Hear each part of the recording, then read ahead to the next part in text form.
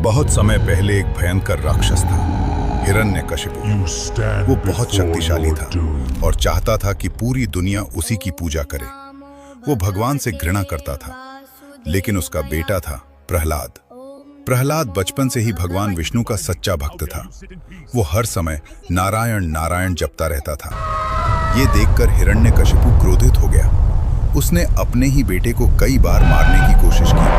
कभी ऊंचे पहाड़ से गिरवाया, कभी हाथियों से कुचलवाने की कोशिश की, कभी जहरीले सांपों के बीच डलवाया, पर हर बार भगवान विष्णु ने प्रहलाद की रक्षा की। अब हिरण्यकशिपु ने अपनी बहन होलिका को बुलाया। होलिका को वरदान था कि आग उसे जला नहीं सकती। योजना बनी। होलिका प्रहलाद को गोद में लेकर अग्नि में बैठ जाएगी। अग्नि जलाई गई। चारों ओर लपटें उठीं। लोग डर गए, लेकिन प्रहलाद शांत होकर भगवान विष्णु का नाम जपता रहा। तभी चमत्कार हुआ। होलिका का वरदान काम नहीं आया, क्योंकि वो बुरे इरादे से आग में बैठी थी।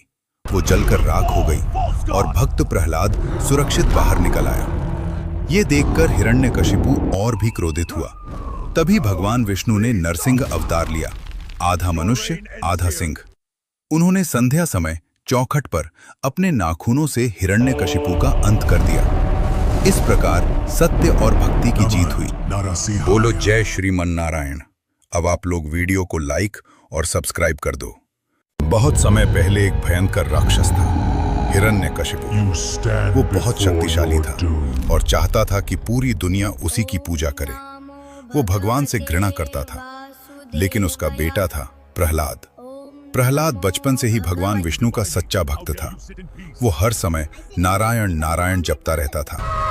ये देखकर हिरण्यकशिपु क्रोधित हो गया। उसने अपने ही बेटे को कई बार मारने की कोशिश की।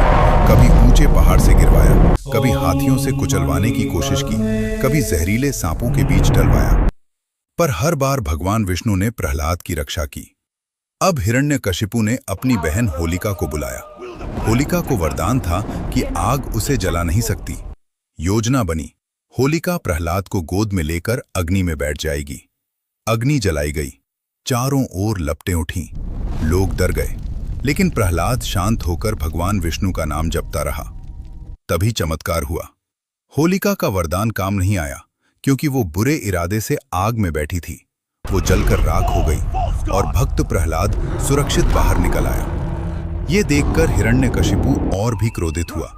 तभी भगवान विष्णु ने नरसिंह अवतार लिया, आधा मनुष्य आधा सिंह। उन्होंने संध्या समय चौखट पर अपने नाखूनों से हिरण्यकशिपु का अंत कर दिया। इस प्रकार सत्य